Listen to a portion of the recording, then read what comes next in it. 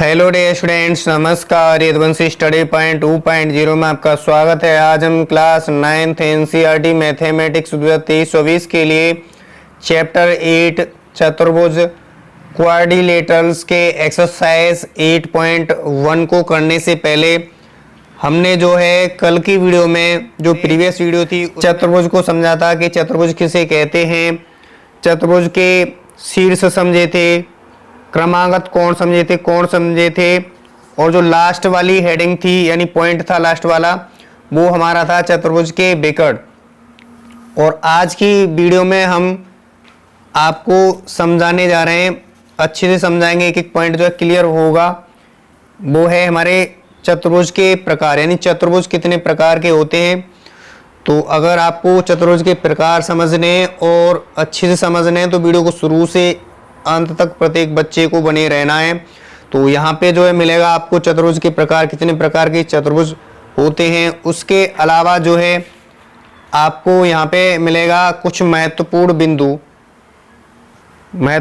के अलावा जो है आपको मिल जाएगा आज की वीडियो में मिल जाएगा चतुर्भुज के कोण योग गुण, यानी जो चतुर्भुज के कोण होते हैं उसका गुण भी यहाँ पे मिल जाएगा। तो सबसे पहले जो हमारा पहला पॉइंट रहेगा हम इस पर चर्चा करेंगे, चतुर्भुज के कोण योग के गुण के बारे में हम चर्चा करेंगे। तो बने रही वीडियो के शुरू से अंत तक, आपको ये भी जो है पॉइंट एक एक अच्छे से क्लियर हो जाएगा। तो ये वीडियो अपने मित्रों के पास जरूर शेयर करें जिससे कि वो भी इस वीडियो का लाभ उठाएं और अपनी प्रिपरेशन को अच्छे से कर पाएं। तो ये अपना ही चैनल समझ के ज़्यादा से ज़्यादा सपोर्ट कीजिएगा। सपोर्ट करोगे तो मोटिवेशन मिलेगा, मुझे अच्छी वीडियो बनाने की कोशिश करूँगा।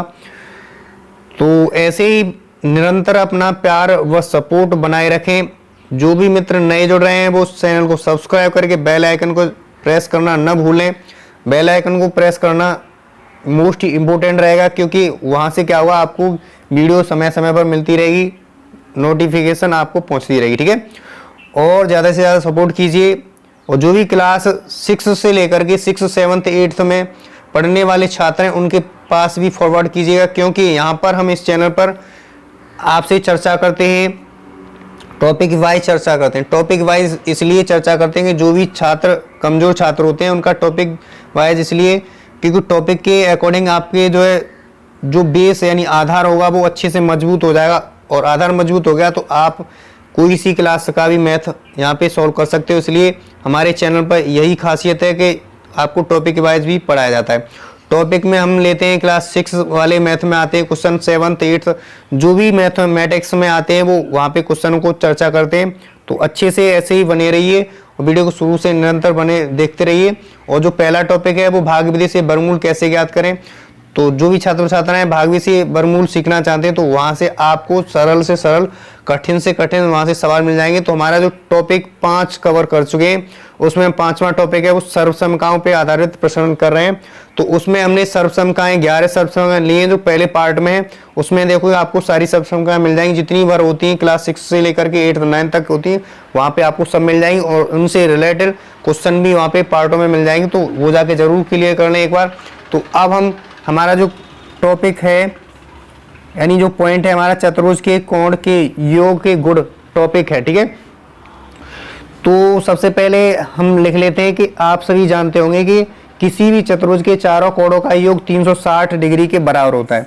तो यहाँ पे लिख लेंगे किसी, वीडियो थोड़ी बड़ी हो जाएगी अन्यथा ना लें, वीडियो को शुरू से अंत तक अवश्य देखें। ठीक है, तो लिखेंगे किसी, हमने जो बोला था वही यहाँ पे नोट डाउन कर दिया है। तो आप सभी जानते हो किसी भी चतुर्भुज कोई भी उसके प्रत्येक कोण का योग मतलब प्रत्येक कोण 90 अंश का होता है। जैसे कि ये जो है कोण ये 90 अंश का है, 90 90 180 और 90 ऐसे करके चारों कोणों का योग 360 डिग्री हो जाता है। ठीक है, तो इस प्रकार से आप अच्छे से समझ रहे होंगे इस बात को। तो अब हमारे पास ये चतुर्भुज है तो इसको मान लेंगे ए, शीर्ष नाम दे देंगे, इसको नाम दे देंगे क्या, बी नाम दे देंगे, इसको शीर्ष सी नाम दे देंगे और इसका नाम दे देंगे डी। ठीक है, अब हमें चतुर्भुज के कोण योग गुण बताने। ठीक है, तो यहाँ शीर्ष ए से सी को मिला देंगे। ठीक है, तो हम ए से सी को मिलाते हैं यहाँ पे। तो हमने ए से सी को शीर्ष को मिला दिया है। अब हम जैसे इस वाले कोड की बात करें, यहाँ से यहाँ तक इसको मान लेंगे एक नाम दे देंगे कोड, और यहाँ से यहाँ तक इसको नाम दे देंगे दो नाम दे देंगे, ठीक है। और इस वाले को, ऊपर वाले को, इसको तीन नाम दे देंगे, और इस वाले को चार नाम दे देंगे, ठीक है। और ये वाला जो एंगल होगा, ये वाला इसको नाम दे देंगे 5 नंबर दे देंगे, इसको नंबर 6 दे देंगे, ठीक है। इतना आप अच्छे से समझ लें इस बात को। तो यहाँ से हम चतुर्भुज के कोण योग गुण बता देंगे, ठीक है। तो हमारे पास क्या है, जो दिया है हमारे पास ए बी सी डी एक क्या है, चतुर्भुज है। तो यहाँ पे लिख देंगे दिया है ए बी सी डी एक क्या है, चतुर्भुज है, ठीक है, चतुर्भुज है, ठीक। इतनी बात आपको अच्छे से क्लियर हो रही होगी। और यहाँ देखा जाए तो हमें सिद्ध क्या करना है, यहाँ सिद्ध ये करना है, यहां से देखें तो हमें सिद्ध क्या करना है, सिद्ध करना है, यहाँ सिद्ध करना है कि ऊपर वाली जो लाइन है उसमें लिख रहा है कि किसी भी चतुर्भुज के चारों कोणों का योग 360 डिग्री के बराबर होता है। तो यही लिख लें कोण, हम बताएंगे इसको कोण ए प्लस कोण बी प्लस कोण सी प्लस कोण सी, ये चार कोण है, इसका योग 360 डिग्री का होता है, ठीक है। तो क्या सिद्ध करना है, कोण ए प्लस कोण बी प्लस कोण सी प्लस कोण डी, यानी चारों कोण आ गए, इनका योग होता है 360 डिग्री। ये हमें चतुर्भुज के कोण के योग गुण में बताना है, ठीक है, ये सिद्ध करना है, ठीक। तो आइए अब हम अच्छे से समझ लेते हैं। तो हम यहाँ पे आगे बढ़ेंगे। तो यहाँ देखा जाए तो हमने रचना की ए सी, क्या है यहाँ पे ए सी, ये जो है चतुर्भुज का क्या है, विकर्ण है। ए से यानी शीर्ष ए को सी से मिलाया तो जो ए सी बन गया, ए सी क्या कहलाएगा, एक विकर्ण कहलाएगा। तो लिख रहे हैं यहाँ पे विकर्ण ए सी को मिलाया। हमने सर्वप्रथम क्या किया, सबसे पहले हमने एक चतुर्भुज बनाया, उसका नाम ए नाम दिया, शीर्ष बी सी डी दिया, ठीक है। उसके बाद ए से शीर्ष बी को मिला दिया, यानी ये शीर्षों को दोनों को मिला दिया, तो ए सी को मिलाया, ठीक, विकर्ण बन गया। इतनी बात। अब हम यहाँ से देखेंगे तो हमारे पास दो भाग बन रहे हैं, एक ऊपर वाला त्रिभुज बन रहा है और एक नीचे वाला त्रिभुज बन रहा है, त्रिभुज ए वी सी बन रहा है। तो लिखेंगे त्रिभुज ए वी सी में, ए बी सी में देखेंगे तो यहाँ से देखा जाए ए बी सी में तो हमारे पास इतना भाग, यानी ए और बी और सी, ये इतना वाला त्रिभुज बन रहा है। इतना वाला त्रिभुज में देखा जाए तो सबसे पहले कोण एक आ रहा है, इतने वाले त्रिभुज में कोण एक आ रहा है, यानी जो त्रिभुज है इसका आधा बन रहा है, यानी 360 का आधा बन रहा है, यानी 180 अंश हो जाएगा ये पूरा, ठीक है। 90 अंश का तो एक कोण बी है, ठीक है, और 90 अंश में ये 45 अंश के ये वाले दोनों कोण हो जाएंगे। तो कोण एक लिखेंगे प्लस कोण 4 आ रहा है इसमें, कोण 4 प्लस कोण क्या, कोण 6 बराबर का 180 हो जाएगा। यहां से देखेंगे, ठीक है, 180 अंश हो जाएगा। इसको समीकरण संख्या 1 मान लेते, क्या मान लेते, इसको समीकरण संख्या 1 मान लेते, ठीक। तो वीडियो थोड़ी लेंथी जरूर होगी, आपको एक एक पॉइंट यहाँ से जरूर क्लियर हो जाएगा। और क्लियर हो जाए तो आप वीडियो को लाइक करें और चैनल पर तो चैनल को सब्सक्राइब करना न भूलें, ये आपके लिए मोस्ट इंपॉर्टेंट रहेगा। और अपने मित्रों के पास जरूर वीडियो को शेयर कर दें। तो हमने इस प्रकार से समीकरण संख्या 1 बना लिया, ठीक है। इतनी बात आपको अच्छे से समझ में आ गई होगी, ठीक है। अब हम इसी प्रकार देखें, हम इसी प्रकार देखेंगे तो हमारे पास क्या है, जैसे हमारा ए बी सी क्या था, एक त्रिभुज था, उसी प्रकार से अब यहाँ से देखेंगे तो ए और सी और डी क्या है, हमारे पास अन्य त्रिभुज बन रहा है। लेकिन त्रिभुज ए सी डी में अब देखेंगे हमारे, क्योंकि हमने यहाँ से इसको मिला दिया तो हमारे पास दो त्रिभुज बन गया। हमारे पास चतुर्भुज था, यहाँ से इसको मिला दिया तो एक त्रिभुज ये बन गया, एक त्रिभुज ये ऊपर वाला बन गया। तो हमने ए बी सी से तो देख लिया ये, अब हम देखेंगे ए सी डी में, ठीक है। ए सी डी में देखेंगे तो यहाँ से देखा जाए तो यहाँ से ए कोण बन रहा है, ये वाला इतना वाला भाग वो 2 है, ठीक है, क्या है 2 है। तो लिखेंगे यहाँ पे कोण 2 प्लस कोण, ये बता दिया, इसको 2 बता दिया, इसको बताएंगे 3, ठीक, प्लस कोण इसको क्या बताएंगे, कोण 5 बताएंगे, क्योंकि हमने यहाँ से नंबरिंग कर ली है। नंबरिंग करने से आसानी से आप अच्छे से समझ सकते हो, ठीक है, इसलिए नंबरिंग कर ली थी। ठीक, अब इसको हम नाम दे देंगे समीकरण संख्या 2 नाम दे देते हैं। क्या करते हैं, समीकरण संख्या 2 नाम दे देते हैं। अब यहाँ से देखेंगे तो यहाँ से देखा जाए तो समीकरण संख्या 1 ये है और दूसरा ये हो गया, ठीक है। अब यहाँ से करेंगे क्या, यहाँ से इन दोनों को जोड़ लेंगे। क्या करेंगे, इन दोनों को जोड़ लेंगे, दोनों पक्ष जोड़ लेंगे, ये वाला पक्ष इस वाले पक्ष में जोड़ लेंगे, ये वाला पक्ष इस वाले, यानी LHS होता है ये RHS, यानी LHS में LS जोड़ेंगे LHS और RHS में RHS जोड़ लेंगे, ठीक है। तो लिखेंगे समीकरण 1 व 2 के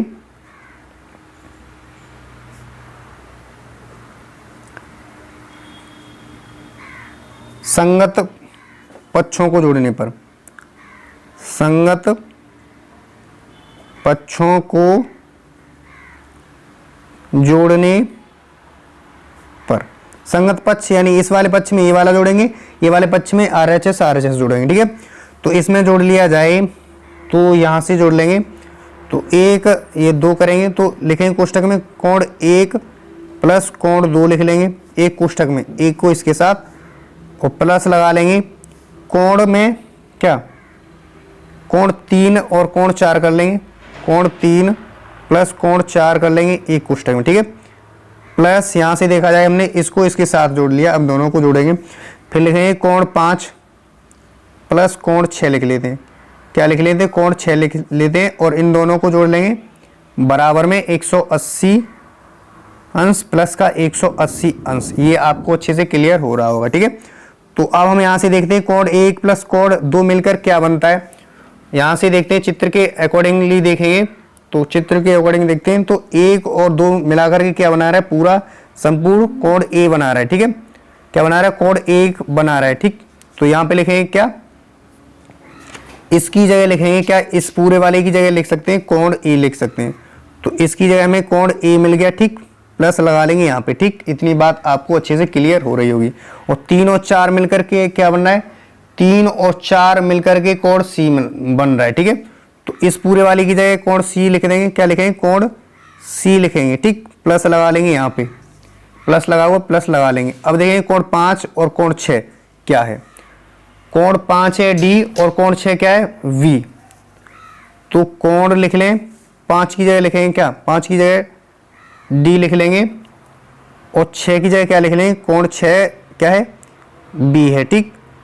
अब इसको दोनों को क्या करेंगे, इन दोनों को जोड़ लेंगे, 180 180 होता है 360। अब इनको क्रम वाइज लगा लेंगे, क्या लगा लेंगे, क्रम से लगा लेंगे। तो कोण A प्लस कोण B लाएंगे, इसको क्या लगाएंगे, कोण B लाएंगे प्लस कोण C तो है ही है प्लस कोण D, ऐसे करके और ये हो जाएगा 360 डिग्री हो जाएगा, ठीक है।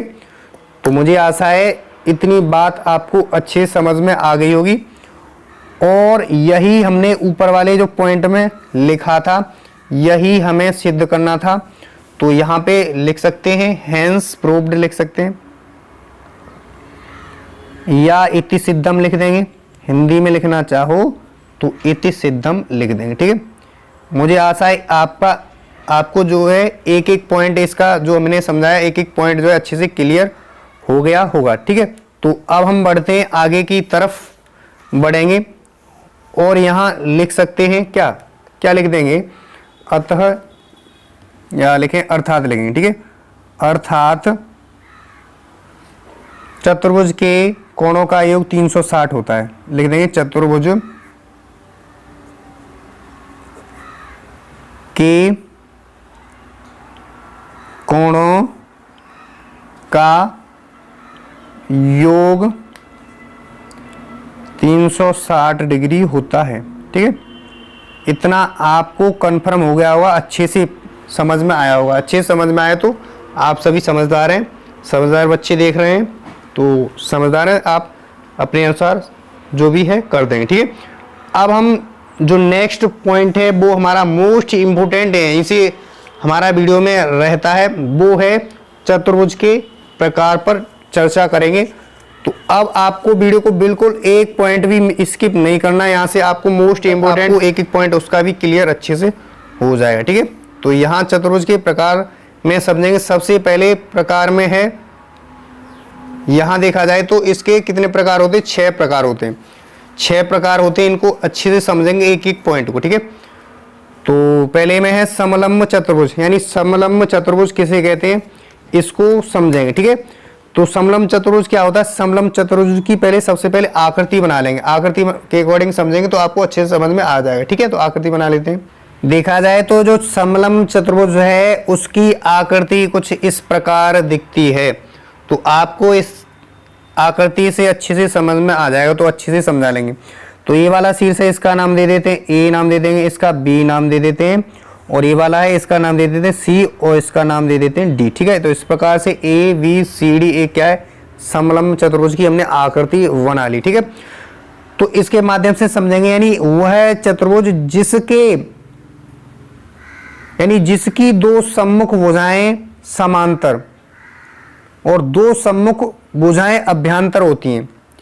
यानी इसमें है सम्मुख, यानी सामने की भुजाएं क्या होती हैं, यानी ए वाली भुजा इस वाली भुजा के तो बराबर है, दोनों भुजा बराबर हैं। और ये भुजा क्या है, अभ्यंतर है, यानी ये वाली भुजा देखी जाए तो ये वाली भुजा ए बी भुजा से क्या है, जो सी डी भुजा है ये छोटी भुजा दिखाई दे रही है। और यहाँ से बी सी भुजा देखी जाए, यहाँ से बी सी भुजा देखेंगे और ये भुजा ए डी के क्या है, ये भुजा तो क्या है, बराबर है, और ये वाली भुजाएं क्या है, अभ्यंतर हैं। तो ऐसे ही चतुर्भुज को हम क्या कहते हैं, ऐसे ही चतुर्भुज को हम समलंब चतुर्भुज कहते हैं। तो आपको यही पॉइंट हम नोट डाउन कर देते हैं। आपको जरूर एक्सरसाइज को शुरू करने से पहले 8.1 और चैप्टर नया शुरू हो उससे पहले आप पहले पेज पर जरूर इसको नोट डाउन करना, क्योंकि ये आपको क्लास 9th में भी ही नहीं, क्लास 10th में भी और अन्य क्लासों में भी आपको इम्पोर्टेंट रहेगा, और छोटे बच्चों के लिए तो मोस्ट इम्पोर्टेंट टॉपिक है आज का, ठीक है।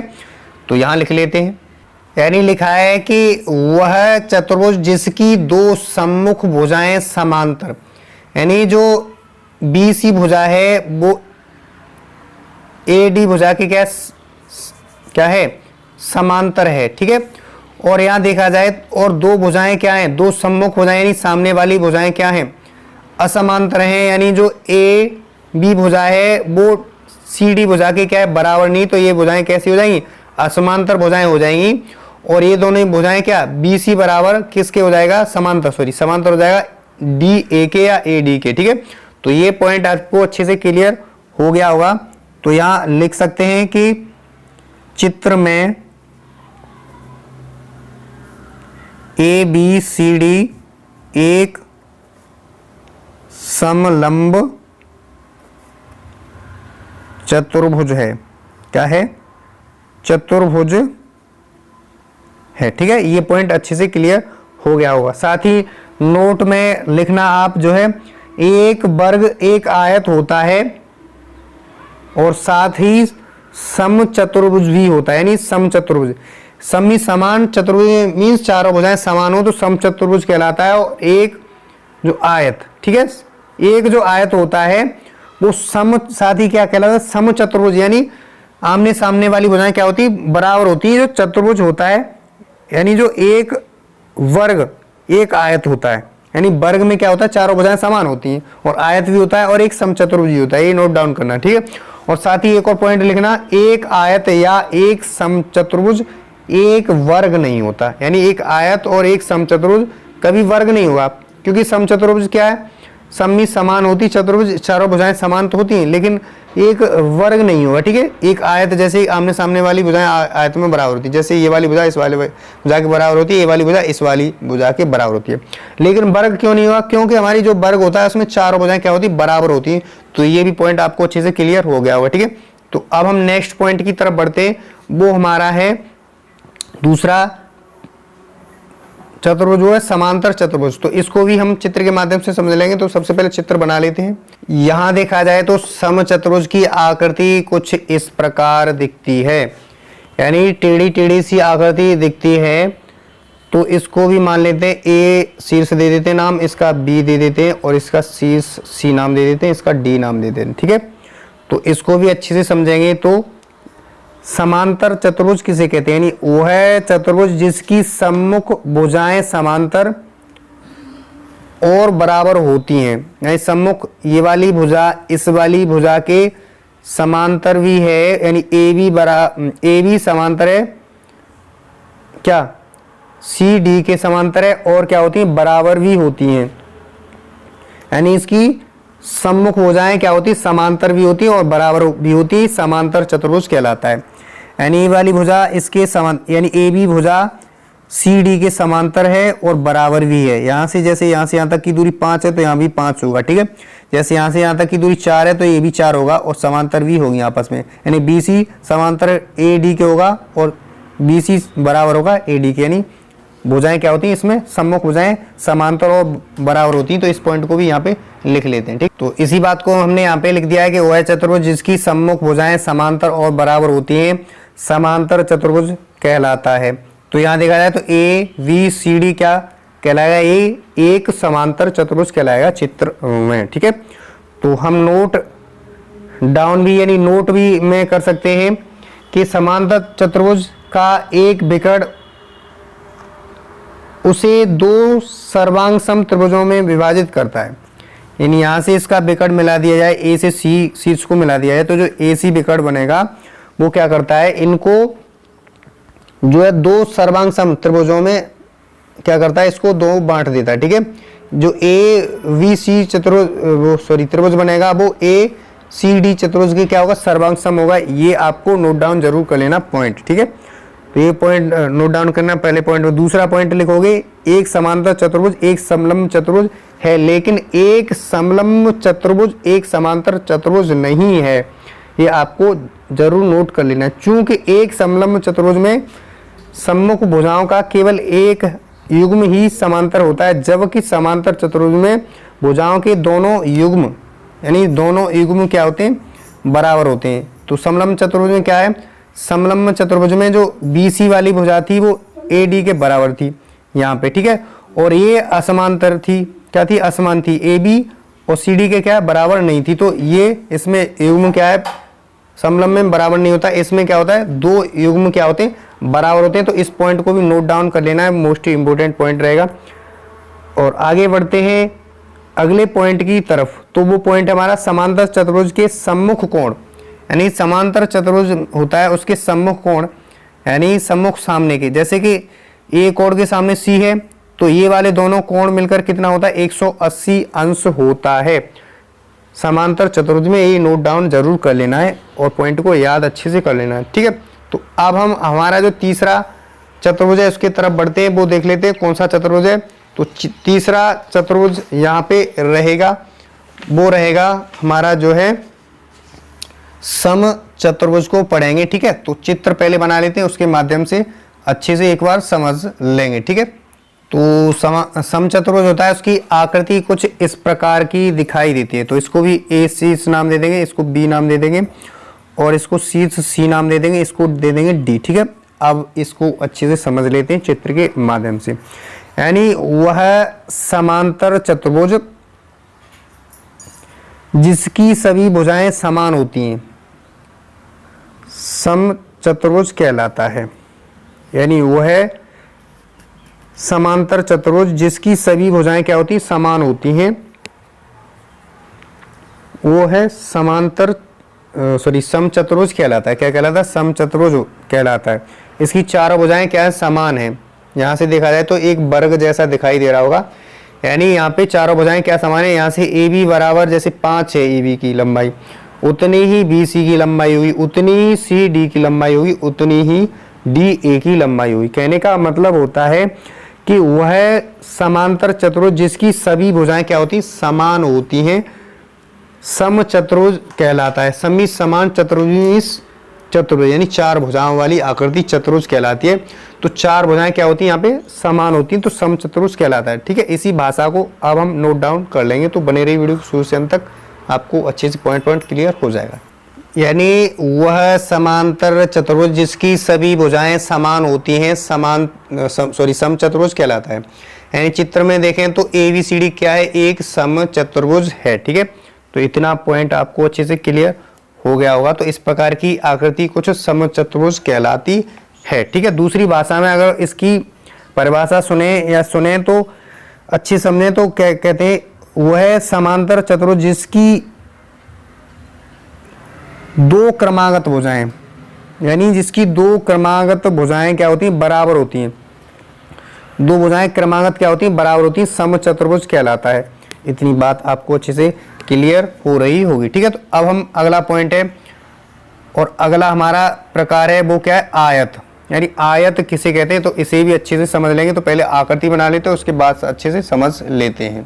तो आयत की आकृति कुछ इस प्रकार दिखती है। ठीक है, तो इसका नाम दे देंगे ए, इसका नाम दे देते हैं बी, और इसका नाम दे देंगे सी शीर्ष, और इसका नाम दे देंगे डी। ठीक है, आयत में क्या होता है, आयत, ये हमारे पास आयत की आकृति दे रखी है। इसमें क्या होता है, इसमें आयत में जो आमने सामने की भुजाएं क्या होती हैं, बराबर। यानी जो ए बी भुजा है वो क्या होगा, सी डी भुजा कहें या डी सी भुजा कहें, इसके बराबर होगी। और ये बी सी वाली भुजा ए डी भुजा की क्या होगी, बराबर होगी। इसमें क्या होता है, इसमें आमने सामने वाली भुजाएं क्या होती, बराबर होती हैं। सिंपल साधारण बात में अच्छे से समझें तो। ठीक है, तो अगर हम लिखना चाहें तो लिख सकते हैं कि वह है समांतर चतुर्भुज, यानी वह समांतर चतुर्भुज जिसका एक कोण, यानी प्रत्येक कोण, और इसमें क्या होता है, इसमें ये होता है कि प्रत्येक कोण क्या होता है, इसमें प्रत्येक कोण 90 डिग्री यानी एक समकोण होता है। ये आपके आयत की पहचान है। तो लिखेंगे कि वह समांतर चतुर्भुज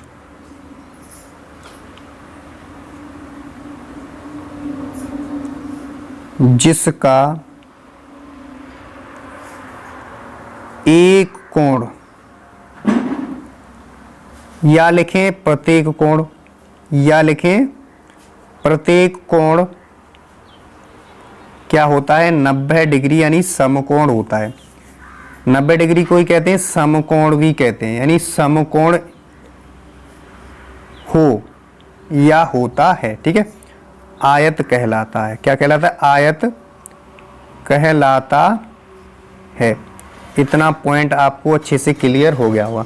दूसरी भाषा में देखें परिभाषा, तो आमने सामने वाली भुजाएं क्या होती हैं, आपस में बराबर होती हैं। जैसे कि ए बी भुजा है वो सी डी के बराबर है, और बी सी भुजा है वो किसके, ए डी भुजा के बराबर है। यानी दो भुजाएं क्या होती हैं, इसमें बराबर होती हैं। तो ऐसी आकृति क्या कहलाती है, ऐसी आकृति आयत कहलाती है। अब हम जो पांचवा प्रकार है उसके तरफ बढ़ते हैं। पांचवा प्रकार है वर्ग। ठीक है, तो पहले आकृति बना लेंगे, उसके बाद अच्छे से इसे भी समझ लेंगे। जो है वर्ग की आकृति कुछ इस प्रकार दिखती है। तो इसका नाम दे देंगे शीर्ष ए, इसका नाम दे देंगे बी, और इसका नाम दे देंगे सी। ऐसे ही हम इसी प्रकार से ए बी सी डी क्या नाम देते आए हैं, तो इसको नाम दे देंगे ए बी सी डी। ठीक है, तो जो वर्ग की आकृति हमारी कुछ इस प्रकार दिखाई देती है। ठीक है, इसमें क्या होता है कि इसमें जो क्या होती है, वर्ग में चारों भुजाएं क्या होती हैं, समान होती हैं। जैसे कि हम मान लें कि ए और बी के यहाँ से यहाँ तक दूरी 5 है, ए भी 5 होगी बी सी, और सी डी भी 5 होगी, और डी ए भी 5 होगी। कहने का मतलब ये है कि चारों भुजाएं क्या होती हैं, वर्ग की होती हैं, समान। ठीक है, तो यहाँ अगर परिभाषा लिखना चाहें तो परिभाषा भी लिख सकते हैं। और जो वर्ग होता है इसका प्रत्येक कोण क्या होता है, एक समकोण होता है। अगर ऐसी आकृति कहीं दिखाई दे कि प्रत्येक कोण समकोण यानी 90 डिग्री का हो और चारों भुजाएं बराबर हों, तो ऐसी आकृति को हम कहेंगे क्या, ऐसी आकृति को हम वर्ग कहेंगे। ठीक है, तो इस भाषा को भी लिख देते हैं यहाँ पे, बने रही वीडियो को शुरू से अंत तक, ये भी पॉइंट अच्छे से क्लियर हो जाएगा। ठीक है, तो लिखेंगे वो है समांतर चतुर्भुज जिसकी सभी भुजाएं क्या होती हैं, बराबर होती हैं। लिखें वह समांतर चतुर्भुज जिसकी सभी भुजाएं बराबर लिखें। ठीक है, समांतर नहीं, बराबर होती हैं, और प्रत्येक कोण 90 डिग्री समकोण लिख देंगे कोष्टक में। ठीक है, 90 डिग्री को ही कहते हैं समकोण हो। वर्ग कहलाता है। ठीक है, इतनी बात आपको अच्छे से, इस जो आज का टॉपिक हमारा है उसमें था क्या, चतुर्भुज के प्रकार। तो ये आपको अच्छे से पॉइंट जो है क्लियर हो रहा होगा। तो मुझे आशा है आप ज़रूर चैनल को सपोर्ट करेंगे अपना चैनल समझ के और आगे तक इसे ले जाएंगे। तो ऐसे ही चैनल पर प्यार बस सपोर्ट बनाए रखें जिससे कि मुझे मोटिवेशन मिले। तो अब लास्ट वाला पॉइंट है, और लास्ट है हमारा वो है पतंग। यानी चतुर्भुज के प्रकार कितने होते हैं, 6 प्रकार होते हैं और 6 प्रकार यहाँ पे हमने चर्चा अच्छे से की। तो लास्ट पॉइंट है वो है क्या, काइट यानी पतंग। तो पतंग को भी अच्छे से समझेंगे, पहले आकृति बनाते हैं उसके माध्यम से समझेंगे। ठीक है, तो जो है पतंग तो आप सभी छात्र व छात्राओं ने जरूर देखी होगी क्योंकि आप जो है उसको उड़ाते भी हैं। तो आप इसके माध्यम से अच्छे से समझेंगे। ठीक है, तो इसका नाम देना चाहें तो नाम दे देते हैं। इसका शीर्ष ए नाम दे देंगे, इसका नाम दे देंगे क्या, बी नाम दे देंगे, और इसका नाम दे देंगे सी। यानी ऐसे ही चल रहे हैं तो ए बी सी, और इसका नाम दे दें डी। और इस आकृति पतंग में क्या होता है, इसमें यानी वह चतुर्भुज जिसकी आसन्न भुजाएं, आसन्न भुजाएं क्या होती हैं, भुजाएं यानी जिसकी आसन्न भुजाओं के दोनों युग्म क्या होते हैं, बराबर हों, पतंग कहलाती है। यानी कहने का मतलब है यहाँ से ए डी देखें, ए डी देखें और ए बी देखें तो ये भुजा क्या दिखाई दे रही, बराबर दिखाई दे रही। ठीक है, ये दो भुजाएं बराबर दिखाई दे रही। और यहाँ से बी सी देखें, यानी बी सी देखें ये वाली भुजा, और यहाँ से डी सी देखें, ये दोनों क्या हैं, बराबर हैं। यानी आमने सामने नहीं है, ये क्या है, आसन्न भुजाएं। तो आसन्न भुजाओं के दोनों युग्म क्या होते हैं, आपस में बराबर होते हैं। तो ऐसी आकृति क्या कहलाती है, ऐसी आकृति हमारी पतंग कहलाती है। तो लिखेंगे वह चतुर्भुज, वह चतुर्भुज जिसकी आसन्न भुजाएं, जिसकी सॉरी आसन्न क्या होता है, आसन्न भुजाएं, आसन्न नहीं होता है सॉरी, आसन्न भुजाओं के दोनों युग्म बराबर हों, क्या कहलाता है, ऐसी आकृति पतंग कहलाती है, कहलाता है या कहलाती है। ठीक है, एक ही बात है। ठीक है, अब हमारे पास लिखेंगे चित्र में, चित्र हमारे पास ये आकृति दिखाई दे रही है। चित्र में ए बी सी डी क्या है, एक पतंग है, एक सॉरी क्या लिख दिया, पतंग है। जहां देखेंगे ए बी, जो ए बी भुजा है वो किसके बराबर है, ए बी भुजा है वो ए डी के क्या है, बराबर है। यहाँ पे लिखें तो ए डी के, ए बी भुजा है वो ए डी के क्या है, बराबर है।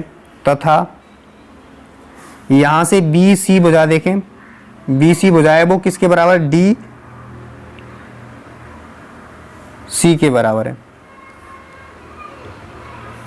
किसके बराबर है, डी सी के क्या है, यहाँ से बराबर है।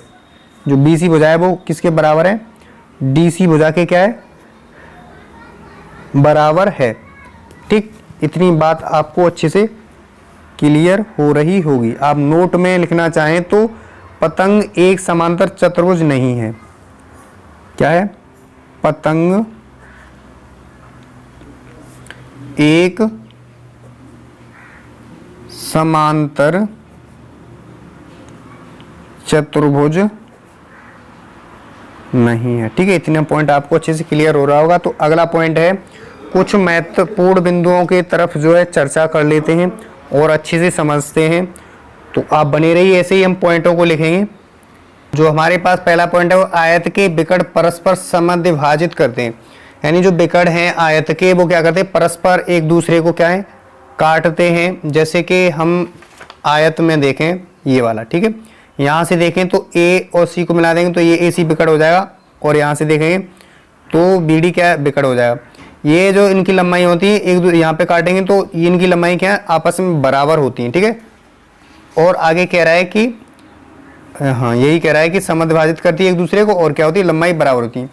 अब हम दूसरे पॉइंट की तरफ बात करें तो दूसरे पॉइंट में यानी समचतुर्भुज के विकर्ण, दूसरे पॉइंट में ये कह रहा है कि समचतुर्भुज के विकर्ण परस्पर समकोण पर समद्विभाजित करते हैं। यानी समचतुर्भुज की बात की जाए तो समचतुर्भुज हमारे पास आकृति है, ये है, ठीक है। तो ये है हमारे पास समचतुर्भुज, इसका अगर मिला दें यहाँ पे, यहाँ मिलाएंगे, इसको इससे मिलाएंगे और इसको इससे मिलाएंगे, तो ये क्या करेगा, जो विकर्ण होंगे इसके क्या करेंगे, एक दूसरे को 90 अंश यानी समकोण पर समद्विभाजित करेंगे। तो ये पॉइंट भी आपको अच्छे से क्लियर हुआ होगा, ठीक है।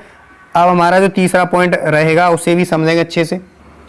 वर्ग के विकर्ण परस्पर समकोण पर समद्विभाजित करते हैं एवं लंबाई में बराबर होते हैं। लंबाई में क्या होते हैं, बराबर होते हैं। जैसे कि हमारे पास ये आकृति क्या है, वर्ग है, ठीक है। यहाँ से यहाँ तक मिला दिया जाए, इसको इसको मिला दिया जाए, तो जो विकर्ण है आपस में क्या 90 डिग्री पर समद्विभाजित करेंगे और विकर्णों की लंबाई क्या होगी, इसमें बराबर होगी। ये पॉइंट अच्छे से क्लियर हुआ होगा, ठीक है। अब हम चौथे पॉइंट की तरफ चलते हैं। तो चौथा पॉइंट है हमारे पास, वो है, यहाँ से देखें चौथा पॉइंट वो है, किसी त्रिभुज के समान भुजाओं के सम्मुख कोण बराबर होते हैं। इन जो समान भुजाएं होती हैं उसके सम्मुख कोण आपस में क्या होते हैं, बराबर होते हैं। और एक पतंग के विकर्ण एक दूसरे को समकोण पर काटते हैं। यानी ये हमारी जो क्या है, ये हमारी है क्या, एक पतंग है, इसमें क्या है, अगर इस बिंदु ए को सी से मिला दिया जाए और बी को डी से मिला दिया जाए तो इसके जो विकर्ण बनेंगे ए सी और बी डी विकर्ण बनेंगे, ये एक दूसरे को किस पे काटेंगे, ये एक दूसरे को किस पे काटेंगे, ये एक दूसरे को 90 अंश पर ही काटेंगे, ठीक है। तो मुझे आशा है ये पॉइंट आपको अच्छे से क्लियर हुए होंगे। तो लास्ट पॉइंट था और आज की वीडियो में मैंने जो है चतुर्भुज के प्रकार पढ़ाए, तो ये आपको पॉइंट इसके अच्छे से क्लियर हो गए होंगे, अच्छे से क्लियर हो गए हैं। तो वीडियो को लाइक करके, चैनल पर नए हो तो चैनल को सब्सक्राइब करना ना भूलें, ये मोस्ट इम्पोर्टेंट रहेगा। और जो है बेल आइकन को प्रेस कर लें और अपना चैनल समझ के ज़्यादा से ज़्यादा सपोर्ट करें। तो मुझे आशा है आप इस काम को ज़रूर करेंगे और बेहतर करेंगे, तो बेहतर समझेंगे। तो आज के लिए हम इतना ही, यहीं पे हमारा सेशन है वो विराम देते हैं इस वीडियो को। तो अगले दिन यानी नेक्स्ट डे मिलते हैं आपको क्वेश्चन संख्या 8.1 के 1 व 2 के साथ। तो ये दोनों वीडियो मोस्ट इम्पोर्टेंट रहेंगी, जो हमारा इंट्रोडक्शन वाली है, इनको जरूर देखना। इंट्रोडक्शन से क्या होता है, आपको उस जो हमारा चैप्टर होता है उसके बारे में संपूर्ण जानकारी मिलती है। जानकारी मिलेगी तो आप सवालों को आसानी से वहाँ से हल कर सकते हो, इसलिए मोस्ट इम्पोर्टेंट वीडियो रहेगी। तो आज के लिए बस इतना ही है।